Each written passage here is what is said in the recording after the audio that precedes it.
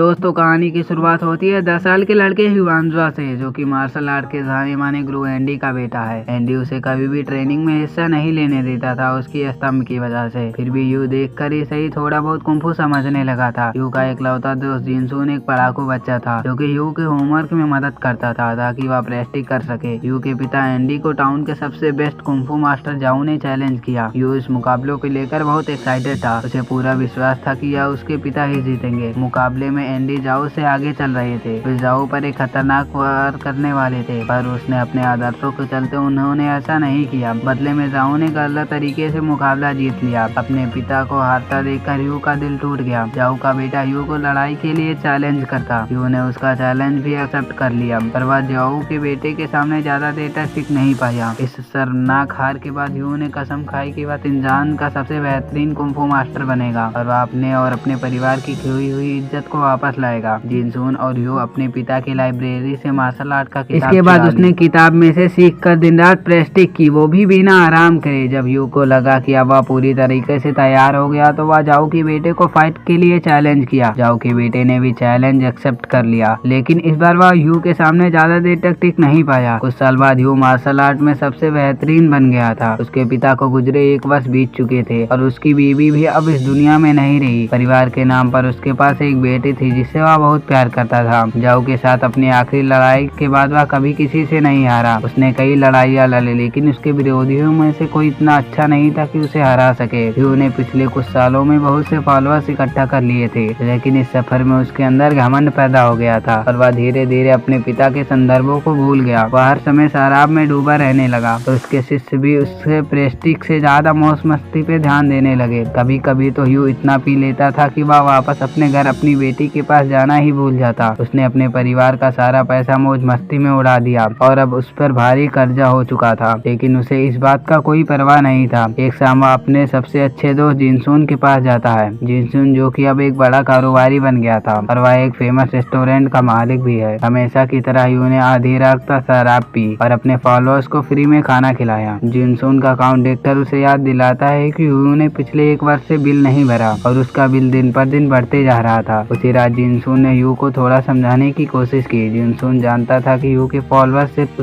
उसे इसलिए पसंद करते हैं क्योंकि वह उसे फ्री का खाना खिलाता था। जिनसून चाहता था कि यू अपने खर्च करने की आदत को थोड़ा सुधार करे, लेकिन यू को उसकी बात पसंद नहीं आई। उसके हिसाब से जिनसून कंजूस था। अगले दिन यू ने अपने सबसे बड़े प्रतिद्वंदी किंग से टकराया। वह अकेला आदमी था जिसके साथ अभी तक उसका मुकाबला नहीं हुआ था, क्योंकि उसने भी अपने प्रतिरोधियों को हरा रखा था। इसलिए बहुत से लोग किंग को मार्शल आर्ट के सर्वश्रेष्ठ मानते थे। उन दोनों के बीच वहाँ पर एक मामूली सा झगड़ा हो गया, जिस वजह से यू का यूगो हट हो गया और वह अपने गुस्से अपने शिष्य पर उतारने लगा, वो भी उनकी पिटाई करके। रात में यू के एक फॉलोअर्स को स्ट्रेच पर लाया गया। पता चला कि किंग ने किसी वजह से उनकी पिटाई की थी। यू के हिसाब से किंग ने ऐसा गुस्से और जलन में आकर किया था। जिनसून के रेस्टोरेंट में किन और उसका परिवार किंग का बर्थडे सेलिब्रेट कर रहे थे। तब यू अपने आदमियों के साथ वहाँ पर आ गया और पास के टेबल पर बैठ के शराब पीने लगा। किंग ने उसे आज रात के लिए अपने झगड़े को अलग रखने को कहा, क्योंकि इसका परिवार भी उसके साथ था, लेकिन यू पीछे हटने के मूड में नहीं था। जिनसून ने भी उसे रोकने की कोशिश की, मगर उसका कोई फायदा नहीं हुआ। उल्टा उसने गुस्से में आकर जिनसून से अपनी उम्र भर की दोस्ती तोड़ ली। जब यू और भी ज्यादा गुस्से में था तब उसने किंग के मुकाबले के लिए चुनौती दी और कहा अगर वह चुनौती स्वीकार नहीं कर सकता तो उसके सामने घुटने टेक दिए। सभी लोग अपनी सेफ्टी के लिए रेस्टोरेंट से बाहर आ गए। उनके बीच एक घमासान लड़ाई शुरू हो गई। दोनों ही मार्शल आर्ट में माहिर थे, पर जब यू के ऊपर गुस्सा सवार हुआ तो वह लड़ाई के नियम भूल गया। उसने किंग को बुरी तरीके से धक्का दिया और फिर उसने आखिरी में किंग की छाती पर एक जानलेवा मुक्का मार दी, जिससे मौके पर ही उसकी मौत हो गई। जब यू वापस घर लौटा तो उसने देखा कि बिस्तर पर उसकी माँ की लाश पड़ी थी। किंग के फॉलोअर्स ने यू से बदला लेने के लिए उसकी माँ को मार डाला था। यू अपनी माँ की मौत का शौक मना ही रहा था, तभी उसे पता चला कि इसी घर में उसकी बेटी भी थी। घर से बाहर आया तभी उसके शिष्य वहाँ आ गए। उन्हें बताया कि किंग ने जिसे पीटा था उसने किसी किंग की बीवी के साथ बदतमीजी की थी। अपनी बीवी के आत्मसम्मान के लिए उसने यू के शिष्य को पीटा था, न कि गुस्से में। यू दुख दर्द और पीड़ा से भर गया। उसने अपने जीने की कोई वजह नहीं दिखाई दे रही थी। वह तिनजान से जाने वाले पहले जहाज में चढ़ गया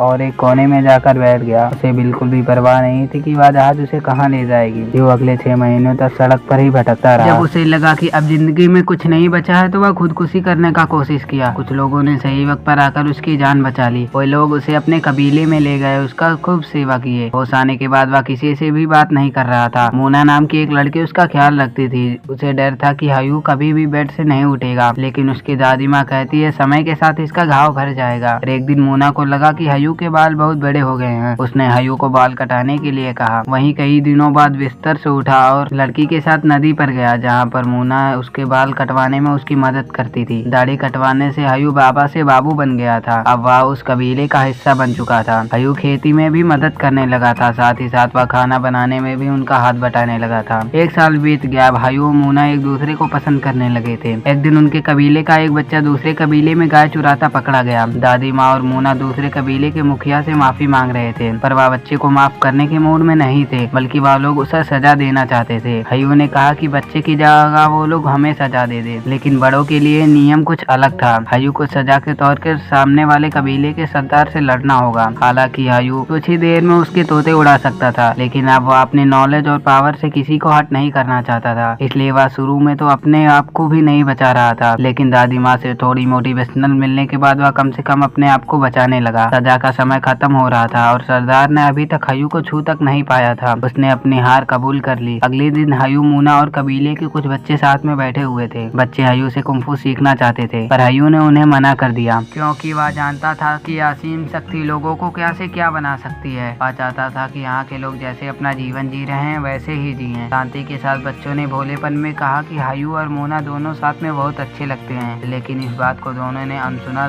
करने का दिखावा किया। अंदर से तो उनके मन में लड्डू फूट रहे थे। एक दिन मोना अपने माता पिता के कब्र के पास जाती है, जिसे हयू को भी अपने माता पिता और बेटी की याद आ गई, जिसे वह मरने के बाद छोड़ आया था। आज जब उसका दिमागी हालत पहले से बेहतर था, तो वह वापस घर लौटना चाहता था, ताकि वह अपनी बेटी के कब्र से जाकर माफी मांग सके। जब उसने मोना को अपने प्लान के बारे में बताया, तो मोना भी खुशी खुशी इनकरेज की। हयू ने जल्द ही वापस लौटने का वादा किया और मोना को उसका इंतजार करने के लिए कहा। अगले सीन में हमें दिखाया जाता है कि वह अपने शहर तंकरीज पहुंच चुका है। यहाँ जब वह पहले जैसे नहीं रही। किंग समाज के पतन के बाद कुछ बड़े देशों ने चाइना पर हमला करके उसे कब्जा कर लिया था। उनके शहर तिनजियान को भी कॉलोनाइज कर लिया गया था, जिस वजह से बहुत से विदेशी वहाँ रहकर उनकी संस्कृति का पतन करने लगे। हयू अपने घर वापस गया, जो कि एक पुराना मकान बन गया था। परिवार के सेवक लाइफ ने उसका स्वागत किया और अपनी पूरी कोशिश की कि चीजों को वैसे ही रखने को जैसे पहले थी। हयू के जाने के बाद विदेशियों का एक झुंड पैसे की तलाश में पूरा घर बर्बाद कर दिया था। हयू अपने परिवार के कब्र के पास गया और अपने पिता से माफी मांगी। आखिरकार वह समझ गया था कि उस दिन पिता ने उसके जानलेवा वार क्यों नहीं किया था, जबकि वह ऐसा कहकर शहर के सबसे सर्वश्रेष्ठ कुंफू मास्टर बन सकते थे। उसके बाद वह किंग के परिवार से माफी मांगने गया और किंग को इज्जत देते हुए सर झुकाया। शहर में थोड़ा घूमने के बाद उसे पता चला कि हरकुलिस अवरेइन नाम का एक रेसलर चीनी लोगों को मुकाबले के लिए चुनौती दे रहा था। हरकुलिस अभी तक इस मुकाबले में किसी से नहीं हारा था। चीनी विरासत को बचाने के लिए हयू उसे चुनौती देना चाहता था, जिसके लिए उसे कुछ पैसों की जरूरत थी। इसलिए वह अपने बचपन के दोस्त जिनसून के पास गया, जो कुछ भी सालों पहले हुआ था उसके लिए जिनसून से माफी मांगी। हयू ने अपनी गलतियों से काफी कुछ सीख लिया था। जब जिनसून को पता चला कि उसे पैसों की जरूरत है, तो उसने अपने असिस्टेंट्स को आता हयून को पैसा दिलाने में ज्यादा देर नहीं की। अब हरकुलिस और हयून आमने सामने थे। किसी को भी पहली नजर में यही लगेगा कि हयू जैसे दुबले पतले आदमी अपने से दुगने साइज के आदमी के सामने कैसे टिक पाएगा। मैच शुरू होने से पहले हयू ने अलाउंसर से रिक्वेस्ट की कि मैच को पूरी ईमानदारी और सच्चाई के साथ होनी चाहिए। भाषा के कैम्प का फायदा उठाते हुए अलाउंसर ने हरकुलिस को भड़का दी। मुकाबला शुरू हो गया और हयू ने शुरुआत में ही अपनी पकड़ बना ली। धीरे धीरे मुकाबला काफी रोमांचक होता गया। तभी हयू ने हरकुलिस की जान बचा ली। एक ईमानदार खिलाड़ी होने के नाते हरकुलिस ने भी अपनी हार कबूल कर ली। हयू इस मुकाबले के बाद काफी फेमस हो गया था। उसके बाद वह जिनसून से मिला। जिनसून चाहता था कि वह एक स्कूल बनाए जहाँ पर एक चाइनीज बच्चे को कुंफू की कला सिखाया जा सके। इस तरीके से वे विदेशी दबाव में भी अपने कल्चर को बचा सकते थे। इसी बीच कुछ विदेशी अधिकारी चीनी लोगों को हयू की बढ़ती हुई लोकप्रियता से नुकसान थे। उन्हें डर था कि विदेशी लड़कों के खिलाफ हयू की लगातार हो रही जीत से चीनी लोग अंग्रेजों के खिलाफ विरोध न कर दे। तभी उन्हें यह पक्का करने के लिए अगले मैच में हयू की हार हो, उन्होंने उसके लिए एक दिन में 4 विदेशी लड़कों के मुकाबले का प्रस्ताव रखा। जापानी प्रतिनिधित्व मिस्टर मिती ने इस बार हयू को हमेशा के लिए खत्म करने का वादा किया, क्या जानते हुए कि उसको हराने का सिर्फ यह एक चाल है। फिर भी हयू ने इस चुनौती को स्वीकार कर ली। मुकाबले के एक दिन पहले प्रतिनिधित्व जापानी चैंपियन नाका से मिला। उनके साथ उन्होंने चाय पिया। नाका एक ईमानदार खिलाड़ी था। वह उन दोनों में बहुत अच्छी दोस्ती हो गई। मुकाबला का का दिन आ गया। हयू को पहले 3 लड़कों से लड़ना पड़ेगा। वे लड़के हयू के सामने 2 मिनट भी नहीं टिक पाए। यू तीनों को हराने में कामयाब रहा। आखिरकार उसके सामने नाका आता है। नाका उसे माफी मांगी क्योंकि यह मुकाबला उसकी नजर में गलत लग रहा था। उसने हयू से मुकाबला को रद्द करने के लिए पूछा, मगर हयू ने इस मुकाबले में कोई शिकायत नहीं थी। पहले ही राउंड शुरू हो गई। वे लड़ाई के लिए अपने पसंदीदा हथियार चुने। हयू ने संगीत को इस्तेमाल की व नाका ने लड़ाई के लिए तलवार को चुनी। लड़ाई शुरू हो गई। मुकाबले के बीच गलती से उनका हथियार बदल गया। नाका का संगीत में चलाना अच्छा नहीं लग रहा था, इसलिए हयू ने ईमानदारी से हथियार को बदल लिया। पहले राउंड ड्रॉ हो गया। अगले राउंड से पहले आराम करते हुए हयू चाय पीने लगा, जिसमें मिस्टर मिता ने जहर मिला रखी थी। मिस्टर मिता उसे किसी भी तरह हराना